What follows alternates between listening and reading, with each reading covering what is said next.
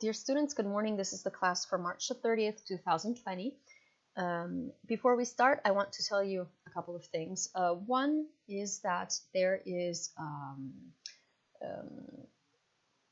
I received an email with a link to your mother tongue teachers classes. I will post the link to Moodle and the password inside my Moodle classes, so you can go there and click on it. The thing is that I have to ask for further information about this because I want to make sure that it is for you and not for AF, Asia Africa, or vice versa. So in case it is for you, I will confirm it during our next class. But anyway, you'll find the links there. Please attend your mother tongue teachers classes or their activities because it's useful for the language part of this exam. And if by chance you know anybody who is attending the first year for Asia and Africa, I know that you are comparate, but if you know anybody that is attending the course of Asia and Africa that is not with me, but with the other professor, Perkins, please let them go to my personal page, my pagina personale, because I posted her Moodle and the password to her Moodle on my page because professor does not have her personal page yet. She has a Moodle, but she doesn't have a personal page. So if you know of any WhatsApp groups or Facebook groups, whatever, where you can communicate with these students who attend the first year of Asia and Africa, that is not the course that I am doing, but the one with Professor Perkins, just spread the news. They have to go to my personal page, and from there, they can get the link to Professor Perkins' website or Moodle. With that said, today's class, I'll start with a quick review on what we were working on last week. And so we were talking about the relationship between the cooperative principle and politeness strategies. The problem is that very often, politeness strategies clash with the cooperative principle. Think about all those situations where you have to say something like this. How do I look? And you reply good because you want to save the other person's face, but you think awful. In this case, you are not respecting maxims of conversation, Grice's maxims of conversation. So what happened? This other scholar, Leach, in 1983, said, well, I will theorize other principles that match with conversational maxims. It is a little difficult to memorize these things, these maxims, but try to understand them first rather than just memorizing them. There are the principles of tact and generosity that go together, that basically mean that whenever you are in a conversation, you try to minimize the benefit that you have for yourself and maximize benefit to other people. Okay, so you either talk about it in terms of benefit for other people and non-benefit for yourself, or of cost, major cost for yourself and minor cost for somebody else. Like, could I copy down the website address? In this case, you are maximizing the cost for yourself, okay? Because you are asking this person about this website address, but you are writing it down. So the cost is on you, the benefit is for the person, at least apparently. Then there's the couple of the maxim of approbation and modesty. So basically what you do here is you minimize praise of yourself and maximize the other person, the praise of the other person, or vice versa. You maximize dispraise of your own self to minimize the dispraise of the other person. Okay, I gave you this example about going to the dentist where the person says, I don't dislike going to the dentist, but I'm terrible with dentists, hairdressers, and all those things. In this case, you are maximizing the dispraise of yourself. So it's not your problem. Well, it's not the dentist's problem. It's not that you hate them. It's just something that you can't manage to do in a serene way. Then there's the idea, this maxim of agreement, okay? Whenever you're talking, you're trying to minimize disagreement. with other people, and maximizing agreement. Okay, we all do this. Before we want to attack somebody and say, hey, I don't agree with you, you say, yes, yes, but, okay? And that but, that hedging action that you are doing there, is trying to minimize disagreement.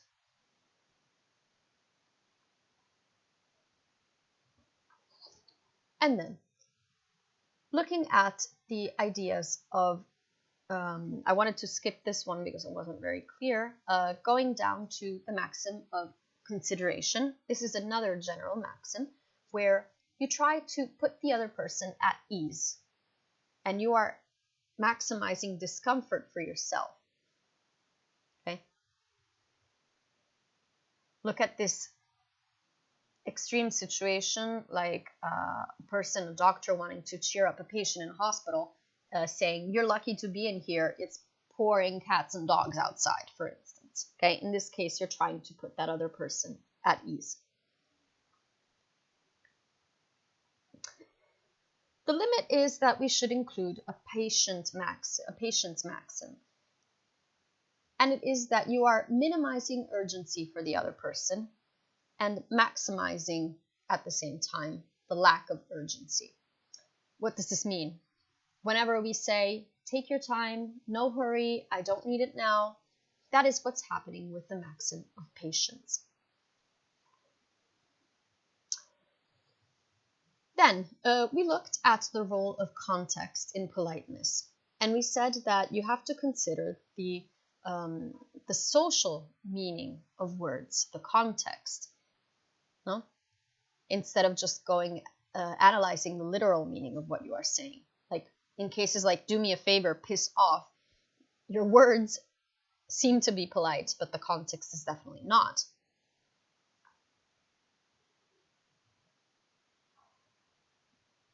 Okay, and remember, don't do what other students did, saying that politeness is deference, okay? It's not being kind, okay?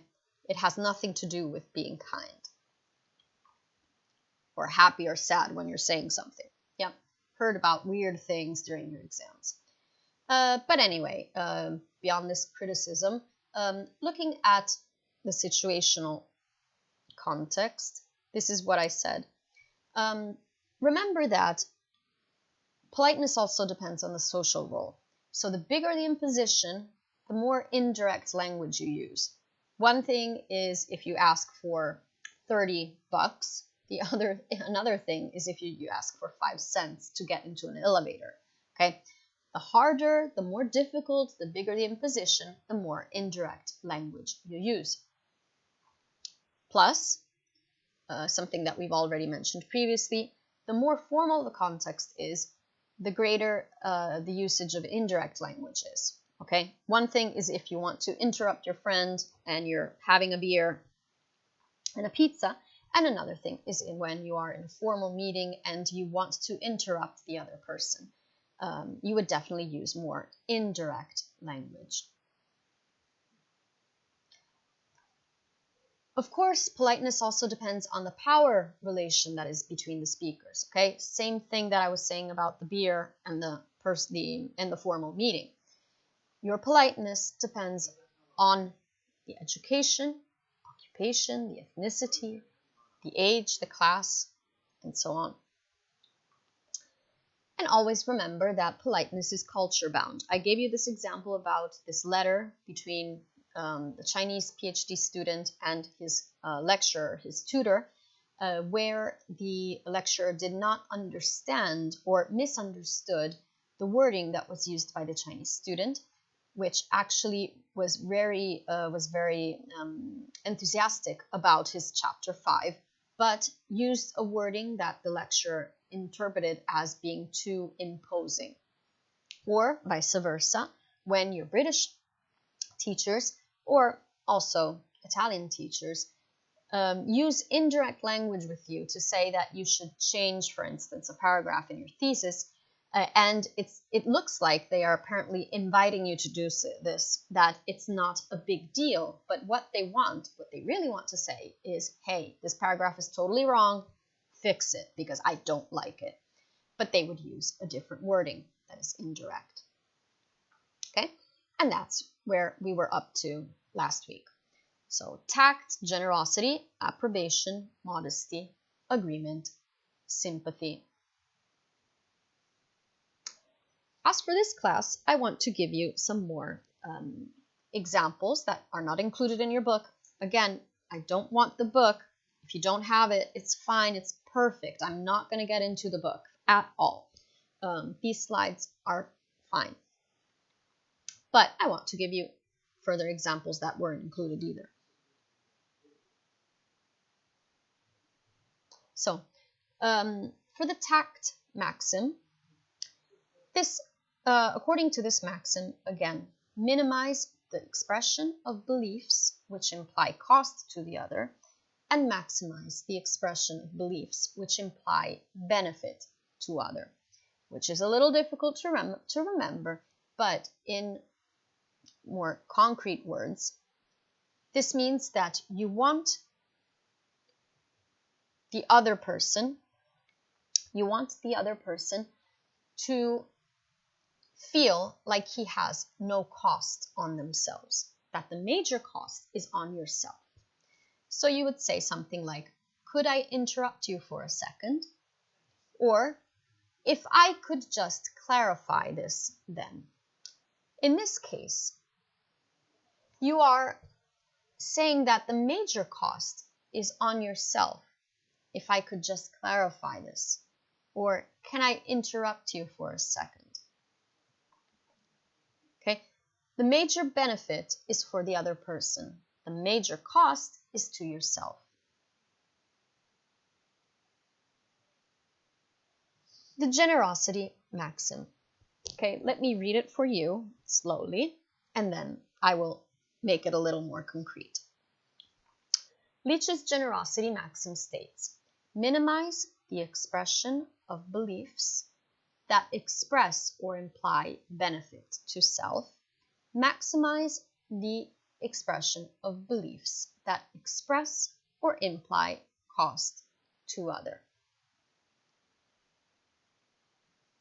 So what does this basically mean?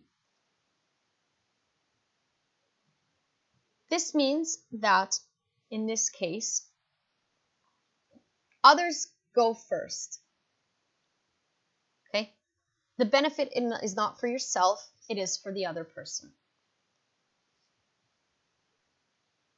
Okay? The difference between tact and generosity is very subtle. Okay, so don't really worry about it. The concept that is behind both of them is that most of the cost goes onto yourself, and the major benefit is for the other person. Typical example, you relax and let me do the dishes. Okay, so the benefit is for the other person, the cost is for yourself. Or, you must come and have dinner with us. The benefit is for the other person, the cost is for yourself because you have to cook, you have to prepare everything, you have to wash the dishes. The benefit is all for the person who is coming, for the other person. Let me plug the computer in a second.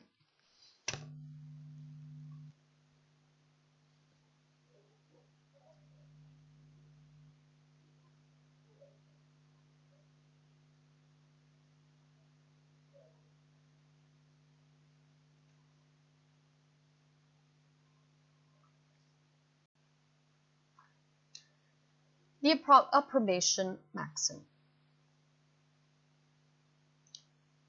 According to the approbation maxim, you have to minimize the expression of beliefs which express dispraise of others. And you have to maximize the expression of beliefs which express approval of others. What does this basically mean? That you praise the other person and dispraise yourself. Okay? This one is basically based on the appraisal of other people. I heard you singing at the karaoke last night. It sounded like you were enjoying yourself.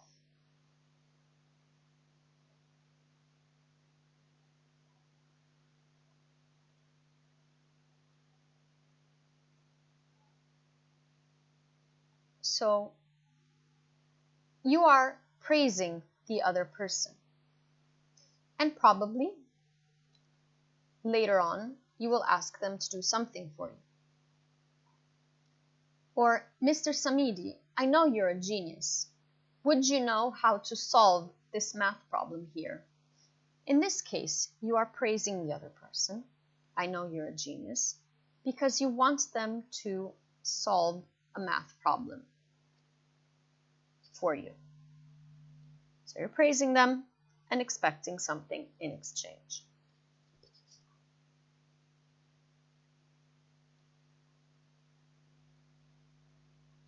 The modesty maxim. According to this maxim, you minimize the expression of praise of yourself and maximize the expression of dispraise of the other person. Oh, I'm so stupid. I didn't make a note of a lecture. Did you? In this case, I am maximizing dispraise of myself. I'm so stupid. But why am I doing this? Because I want somebody to do something for me. When I say, did you, what I'm implying here is that I want the other person's notes.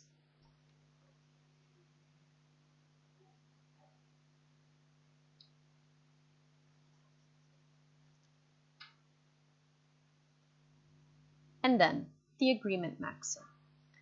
According to this maxim, you have to minimize the expression of disagreement between self and the other. Maximize the expression of agreement between self and other. What does this basically mean? That when you are talking, you always try to find an agreement with the other person. If it is not possible, and so you disagree with the other person, you have to use some hedging. Okay, hedging are all those but expressions, let's say, to make it easier for you. Let's say that A says, I don't want my daughter to do this. I want her to do that. The other person that disagrees has to do some hedging, has to go hedging. So go around, use words that will prepare the ground for disagreement. So the other person says, yet, but ma'am, I thought we resolved this already on your last visit. In this case, I thought we resolved this already on your last visit. The person disagrees, but he says yes first. Yes, but. So even if he doesn't agree with the person, he tries to let it seem as if he actually agreed.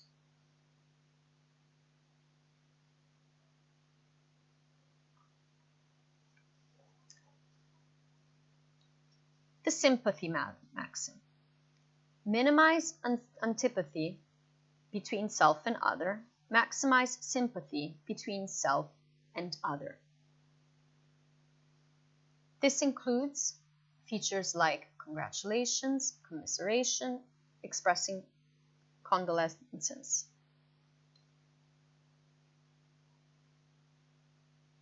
So, I'm sorry to hear about your father. Is trying to establish an emotional common ground between the speaker and the other person. And this is part of communication too.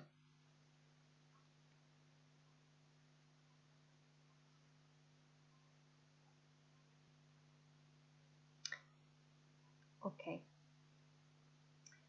Now, something you weren't expecting, but it's a video, so you can pause it and study. Or just skip this part of this class and go back to it when you're prepared. I had this prepared when we were during last year's class, so I asked my students the week before to get ready, be prepared for some exercises in class. But however, this can make you think about what we've done so far, and if you have been listening to the classes, you should be more or less able to do these exercises. So how will we proceed with this? Of course, I will put the slides on Moodle so you have a Word document instead of just a video. But we'll go like this. I will read the question. Of course, you can read from the slides that we are going to do a self-assessment test. Does it have a mark? No, it doesn't have a mark. Is it something that will be useful for the exam? Well, just to review this first part, whatever we've done during the classes that we've had in March. Is it a pre-appello? No, absolutely not. Is it an intercorso? No, it isn't. Just simple exercises.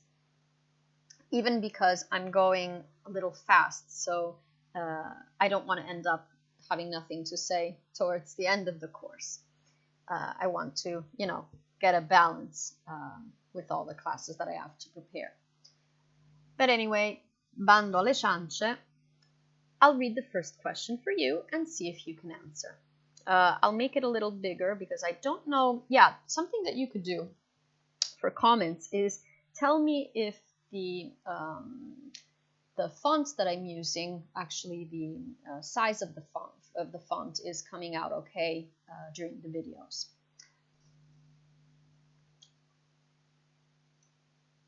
Some examples, some questions are easy, others a little more difficult. Anyway, they force you to study. Number 1. In the utterance, Mary kissed that boy yesterday. That boy and yesterday are both examples of A. Pronominal expressions, B. Deictic expressions, C. Anaphoric expressions, D. Antecedents.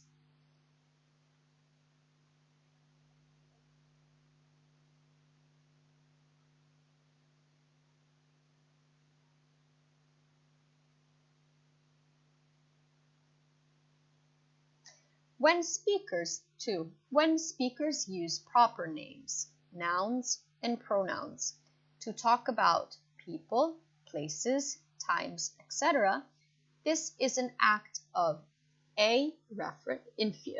Inference, B. Recognition, C. Reference, D. Presupposition.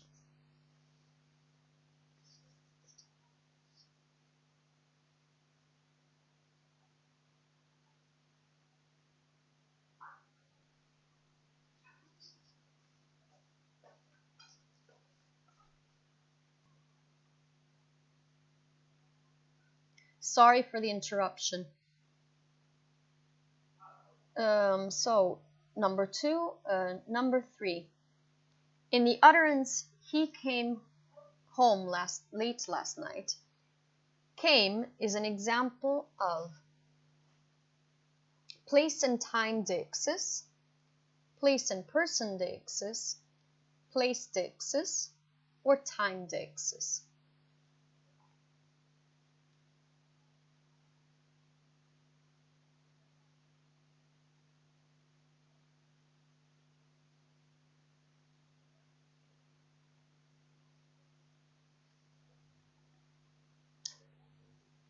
Number 4. Which of the following utterances performs a speech act indirectly? Get me a glass of water, please. What time is it? It's, sorry for the typo, it's so hot in here, or can I borrow your car this evening?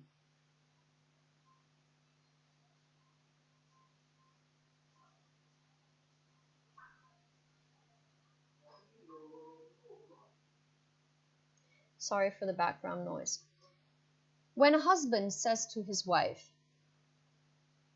"Pass me the bread, sweetheart," he A. performs a speech act by showing consideration for his wife's positive face.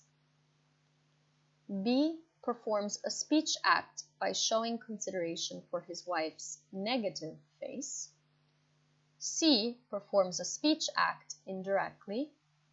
D. none of the above.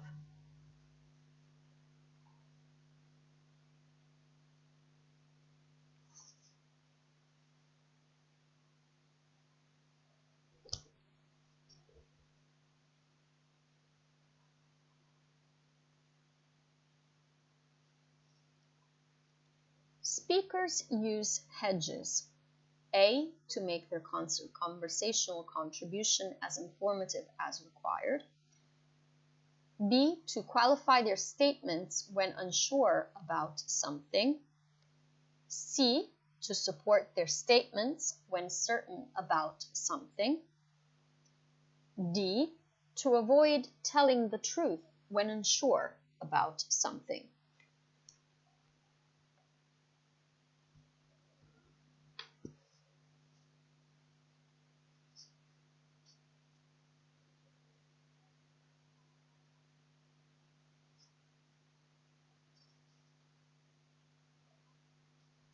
Positive face is A. the need to be understood, liked, and approved by others.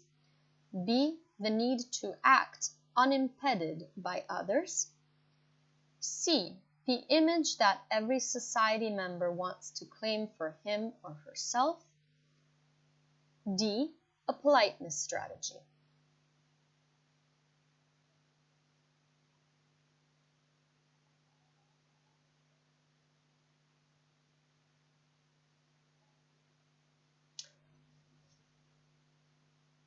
Eight, the four maxims proposed by Grice.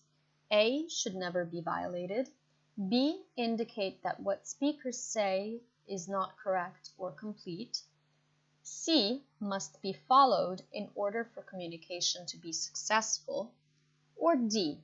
often exploited in everyday interaction.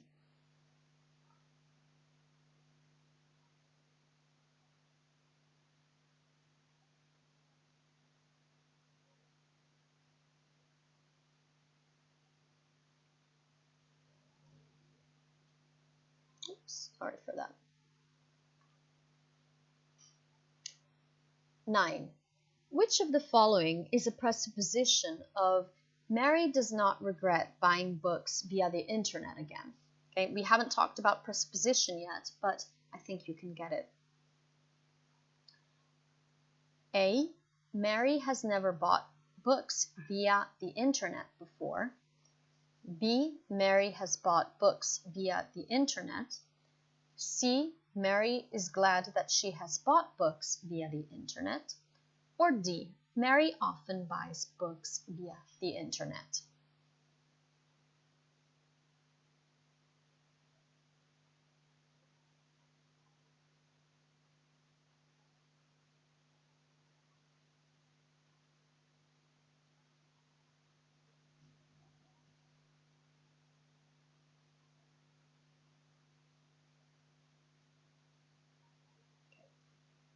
Now you'll see that this part of the test is a little different because I combined two tests. This gives you a definition and it asks you to indicate the word it refers to. Number 1, your public self-image, the emotional and social sense of self that everyone has and expects everyone else to recognize. Is it face, words, context, or reference?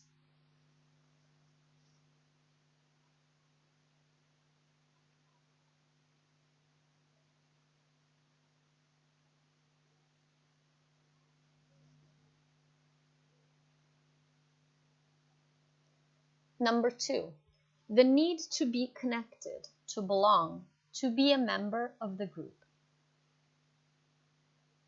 Positive face, inference, negative face, or politeness.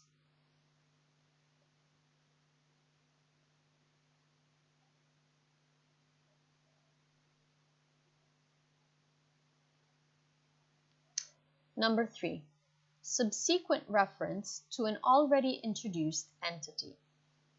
Referring back. Paul's on the phone, I didn't want to talk to him. Face, words, anaphora, cataphora.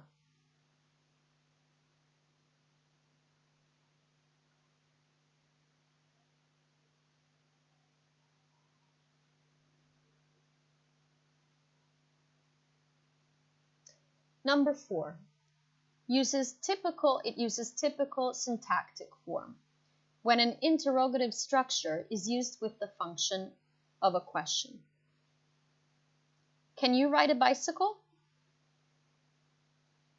Face-saving act, speech act, indirect speech act, direct speech act.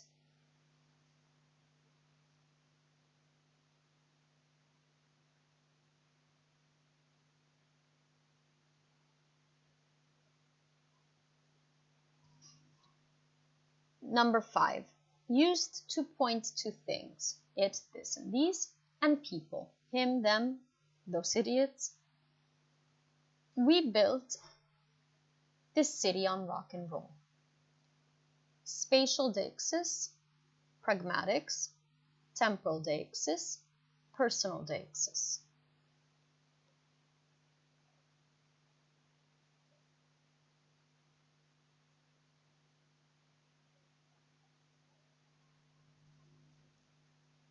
Number 6, our interpretation of the meaning of the sign is not based solely on the blank, but on what we think the writer intended to communicate.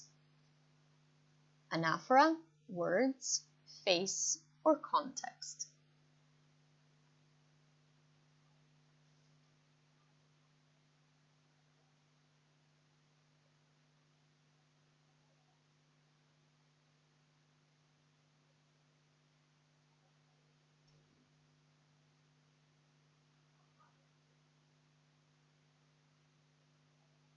Number 7, used to point to a time, now, then, last year. Turn from the song, for instance, turn around, every now and then I get a little bit lonely. Temporal deixis, personal deixis, spatial deixis, pragmatics.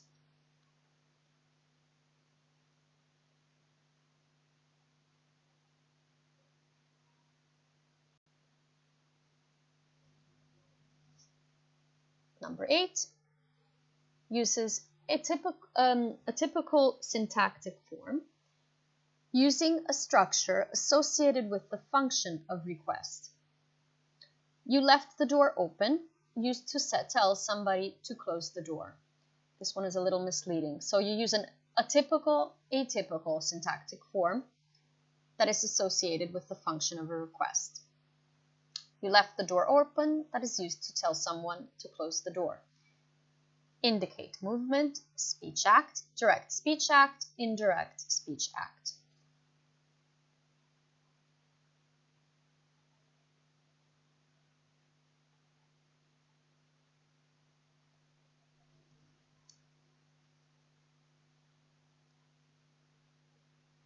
When there is something more to or something different from the literal meaning that is conveyed, we explain those situations using politeness, reference, pragmatics, or face.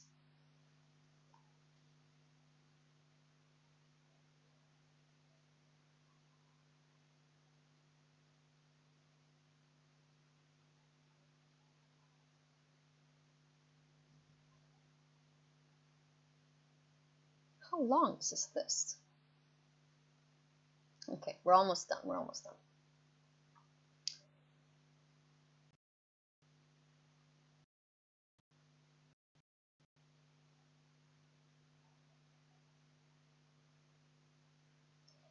Number 10, the need to be independent and free from imposition. Face, reference, positive face, negative face.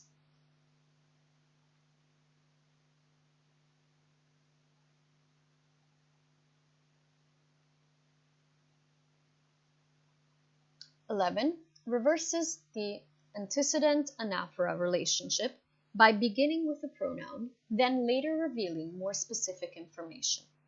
It suddenly happened, an enormous grizzly bear appeared. Anaphora, contextual, context, cataphora.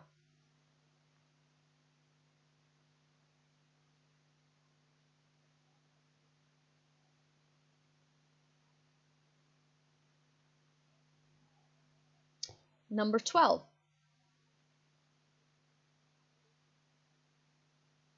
If you say something that represents a threat to another person's self-image, like, give me that paper, face-saving act, face-threatening act, direct speech act, locutionary act.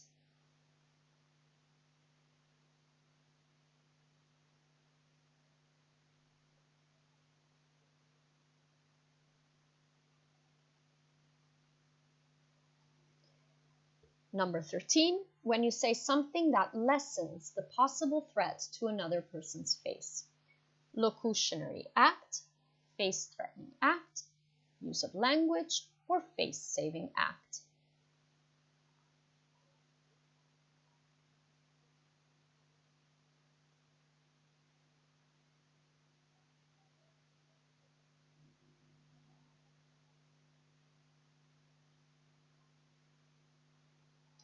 And last question, number 14. Actions such as requesting, commanding, questioning, or informing. The action performed by a speaker with an utterance.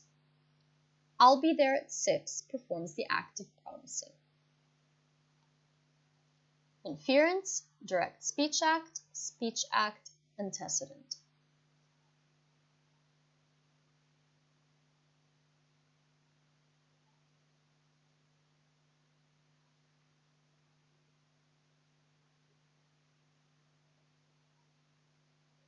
Okay, that's the end of the test. So as you can see, this is something that will help you, let's say, review a couple of things that we did during the first classes.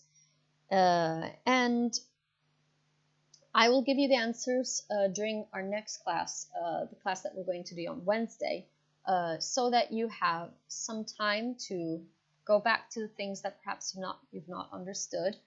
Probably you are doing you're having also other classes, and so you didn't have time to review everything, and so that's perfectly fine. We'll look at the answers on Wednesday.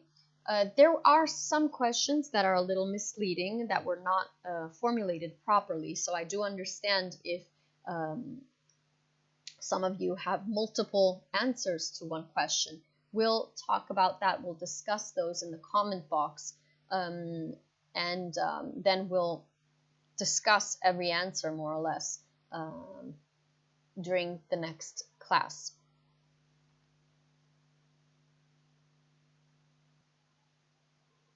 Okay, so what did we do today? We looked at further examples of Leach's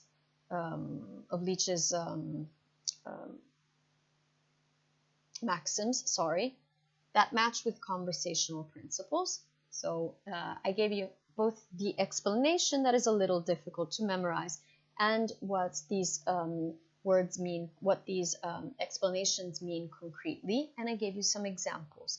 You will see that the video is a little shorter than regular. This is because I proposed a test that is not for your exam, but it helps you get through or at least review some of the main topics that we've covered during the month of March. I will give you the answers.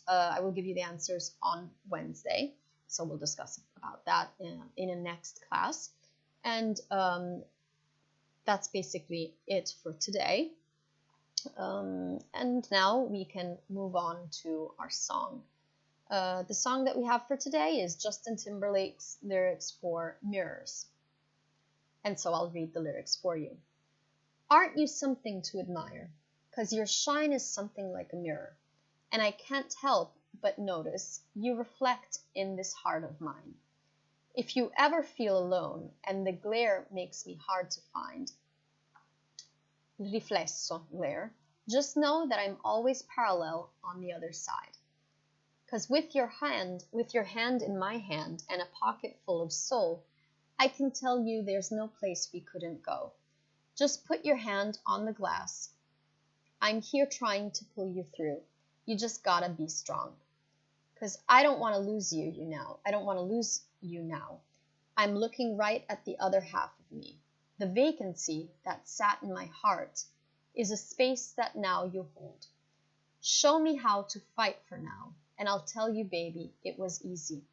Coming back here to you once I figured it out, you were right here all along.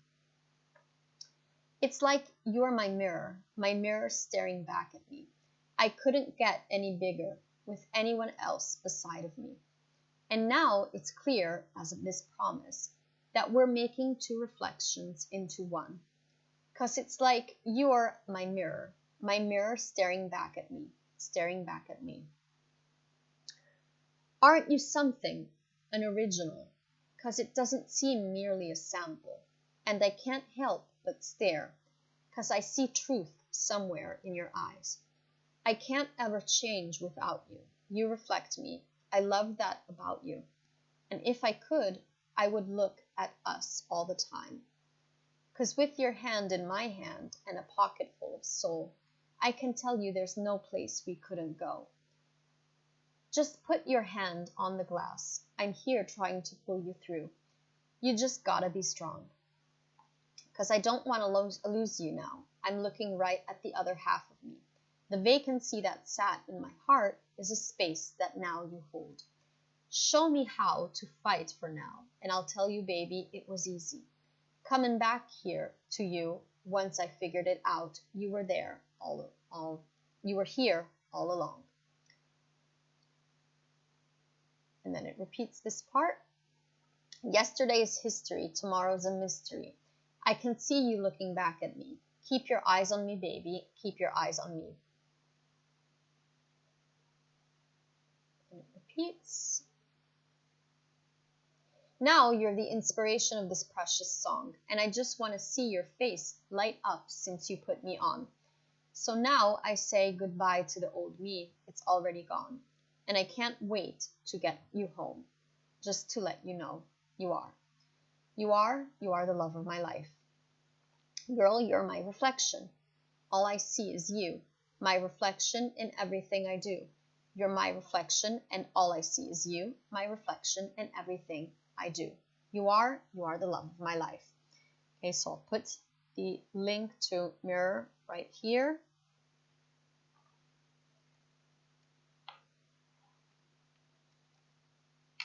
And it's the only video that you have for today.